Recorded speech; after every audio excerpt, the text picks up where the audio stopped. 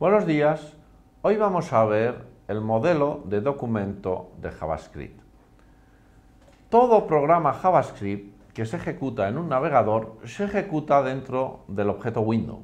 Aquí he puesto, por ejemplo, el ejemplo anterior, el tema anterior, y este se ejecuta dentro de este objeto, igual que cualquier cosa que ejecutemos de JavaScript. Es un objeto que todos los navegadores tienen implementado, porque está especificado en la norma. Chrome, Firefox, Explorer, el que sea. Este objeto window tiene muchas propiedades, y las propiedades son recursos de JavaScript que están accesibles como variables globales, como ya veremos, para que las utilicen los programas. Tenemos recursos del navegador, como datos de la pantalla, del documento, de la historia, de los URLs, de la navegación, elementos genéricos como un define, infinity, todas estas cosas, métodos, constructores. El objeto global window se representaría así, por eso si queremos referenciar la variable screen, la propiedad screen, pondremos window.screen. Y esto es equivalente a this.screen porque this representa el objeto en el que nos estamos ejecutando, que es el objeto global, o también a screen porque this es una palabra reservada que puede omitirse.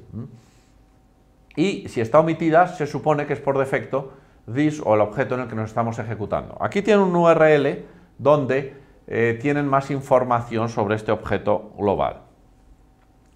Las variables globales son de JavaScript, que no hemos visto hasta ahora y que vamos a ver ahora, son propiedades de este objeto global, básicamente. Si nosotros definimos una variable normal, como la variable i igual a 1, pues la definimos con la palabra reservada var delante. Pero si queremos definir una variable global, la definimos sin poner esta palabra reservada. Ponemos simplemente, por ejemplo, x igual a 1. Si esta variable no existe ninguna variable con este nombre, y tampoco existe ninguna propiedad ni nada que se llame x, JavaScript interpretará que esto es equivalente a this.x igual a 1, y lo que hará es crear una propiedad dinámicamente en el objeto global que se llame x, y pasaremos a tener una nueva propiedad en el objeto global que se llame x. Por eso, las variables globales, que son visibles en todo el programa, como estos elementos, estos recursos de JavaScript, se definen así, pero son básicamente propiedades de un objeto y tenemos que tenerlo presente porque las propiedades, como sabemos, pueden crearse y destruirse y tenemos que tener cuidado de que esto no ocurra. Al ser una propiedad, no podemos referirnos a las variables globales como parte de window, como window.x, como this.x o como x igual a 1. Asociado a este objeto window existen también, como ya he comentado, propiedades que tienen datos del navegador, como por ejemplo la propiedad location, que contiene el URL el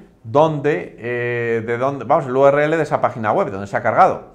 Si nosotros asignamos, por ejemplo, a esa propiedad un URL, pues cambiamos de página. Es como hacer un clic sobre este URL porque vamos a la página a la que está apuntando ese URL. Si decimos location.reload, lo que hace es una recarga de la página. Si ha cambiado, pues veremos el nuevo contenido.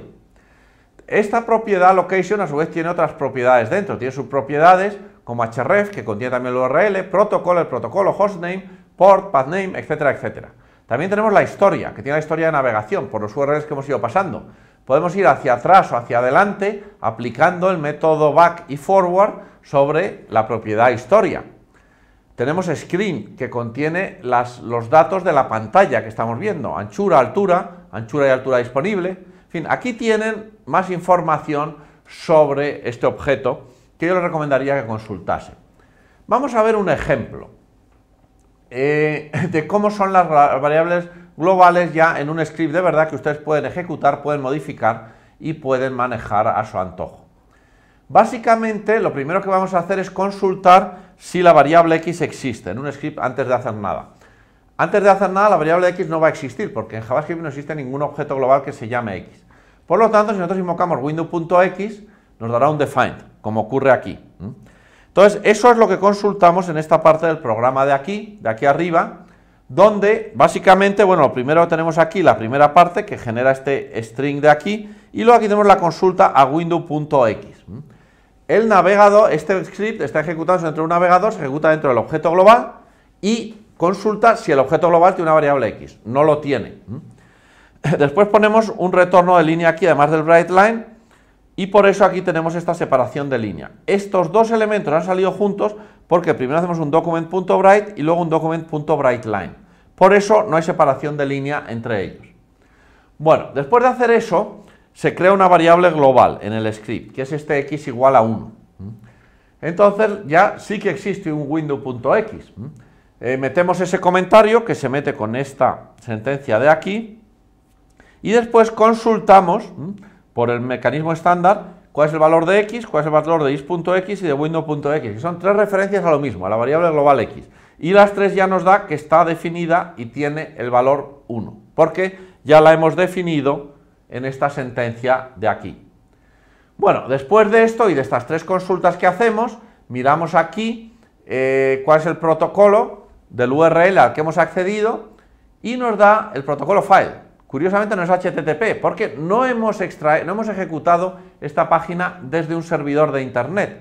La hemos ejecutado localmente. Hemos hecho doble clic sobre nuestro escritorio, normalmente. Al menos lo que hice yo al sacar esto, por eso sale file.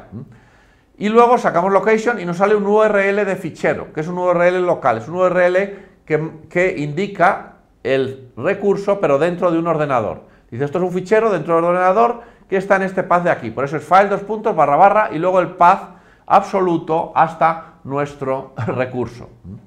Esto lo hacemos con estas dos sentencias de aquí. Primero tenemos la de protocolo, que es esta, tenemos el string, y luego location protocol, y luego tenemos location, tenemos aquí un retorno de carro, miramos el valor de location y luego otro retorno de carro. Por eso nos sale primero este string, que es el primero, después un retorno de carro, que es aquí, que es este de aquí, después el valor, que es el URL, que es este URL local, URL de tipo fichero, y después, además de WriteLine, tenemos aquí otro retorno de carro, pues nos sale una separación de línea con el siguiente bloque. Y después consultamos ya los valores de anchura y altura de nuestra pantalla, que es una pantalla de alta definición, como ven por los valores. Bueno, vamos a ver ahora el objeto o la propiedad document. Lo que se conoce como DOM, que es un elemento muy importante porque es el objeto o el conjunto de objetos a través de los cuales se interacciona con las páginas HTML, con las que JavaScript interacciona y puede modificar los contenidos. Ese objeto está contenido en una propiedad del objeto window, que contiene pues toda la estructura del documento HTML en forma de árbol. Los elementos de ese árbol se acceden normalmente con métodos que tiene JavaScript en sus librerías, y el método más importante es el getElementByIt, que nos devuelve el elemento DOM, el objeto DOM, asociado a un elemento HTML que lleva ese identificador, el identificador a través del atributo it. Esta forma de interacción, poner atributos it y buscarlos a través de getElementByIt, es la más habitual y la más estándar para hacer de interfaz entre los programas JavaScript y las páginas HTML, como veremos en los ejemplos que tenemos aquí. Aquí tenemos nuestro ejemplo del reloj. Es un ejemplo que ya hemos visto, que tiene el título aquí arriba y luego saca la fecha y la hora. El título es HTML y la fecha y la hora la saca el script JavaScript. Ahora lo vamos a sacar a través de DOM, en vez de utilizando el document.write, como hemos utilizado anteriormente. Entonces aquí tenemos título, luego tenemos aquí un bloque genérico que no tiene texto, que tiene el identificador fecha, y que es donde vamos a meter este contenido, la fecha y la hora, utilizando el árbol DOM. ¿Cómo hace esto el script? Bueno, pues este script lo primero que hace es obtener el objeto DOM del bloque genérico. ¿Cómo lo hace? Con document.getElementByIt, pasándole el identificador de ese bloque. Con eso nos da el objeto DOM que representa este bloque de aquí. Y eso está en la variable CL. Luego, en CL, digamos, accede a una propiedad que es innerHTML, que es la propiedad que contiene el HTML y que nos permite tanto acceder al HTML que tiene la página como a cambiar ese HTML, y lo que hace es introducirle newDate. Es el objeto date que contiene la fecha y la hora. Por eso lo que hace es asignar a ese bloque, al HTML de ese bloque, la fecha y la hora. Y en el momento en que haga esa asignación, en la página web se pasará a ver aquí la fecha y la hora. El DOM se puede modificar dinámicamente desde JavaScript, como hacemos aquí. Al cargar la página esto aparece vacío, pero unos milisegundos después, porque esto se ejecuta muy rápido, se rellena y entonces a nosotros nos parece que ya sale la página con este valor relleno. Y así es como interaccionan JavaScript y HTML. Vamos a ver otro ejemplo. Aquí tenemos un programa, un script, que lo que hace es crear una tabla dinámicamente. Genera HTML también dinámicamente, pero aquí genera una estructura más compleja. Aquí, digamos, nuestra página HTML tiene un título, screen, después tenemos aquí dos marcas de tabla, esto define una tabla, y el identificador le llamamos también tabla, pero no, la tabla no tiene ningún contenido, está vacía. Cuando la página se cargue saldrá screen y luego una tabla vacía, es decir, no veremos nada. Y después viene el script, y el script lo que hace es rellenar las filas de esa tabla. ¿Cómo la rellena? Bueno, pues primero, para rellenarlo, lo que hace es encontrar el objeto DOM y meterlo en la variable tabla, por el mecanismo del getElementByIt. Después crea la variable i, la inicializa a 0 para iterar sobre ella. Y después viene un bucle donde iteramos en todas las propiedades del objeto screen, porque en esta tabla lo que queremos ver es todos los valores que contienen todas las propiedades que tiene el objeto screen, que es una de las propiedades de Windows. Y entonces vamos a iterar sobre todas ellas y en cada iteración vamos a meterle a la tabla una de sus filas. Por eso lo metemos asignando, digamos, al inner HTML de tabla con más igual no es lo mismo que el igual sustituye todo el contenido de inner HTML por el nuevo que asignemos. El más igual lo que hace es concatenar el string que estamos generando aquí al string que ya existe en inner HTML. Pues aquí el más se interpreta como concatenación de strings.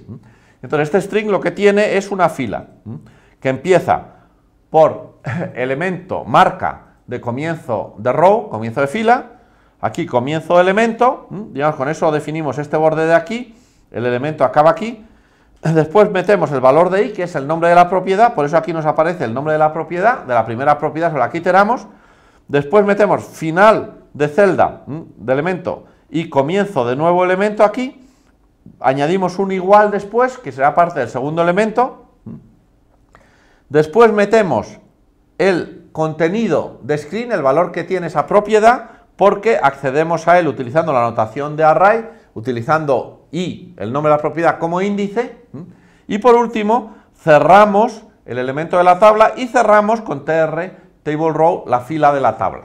Con eso hemos insertado una fila y en cada iteración insertaremos una nueva fila para cada una de las propiedades del objeto screen que está contenido en la propiedad screen de Windows. Como ven, hemos generado de una forma muy sencilla HTML al vuelo, tablas al vuelo, que es algo muy habitual en páginas web. Además de la función o el método getElementBy, tenemos otro como getElementByName, por nombre de elemento, por atributo nombre, byTagName, por nombre de la marca, byClassName, por pertenencia a una clase o no, por selector CSS, que permiten muchas más cosas. Pero nosotros no los vamos a utilizar, solo vamos a ver algunos ejemplos de esto porque la selección de elementos veremos en los capítulos siguientes cómo se hace con librerías mucho más eficientes. Y con esto acabamos nuestro tema proponiéndoles este test de aquí para que profundicen un poco más en estos conocimientos. Nada más, muchas gracias.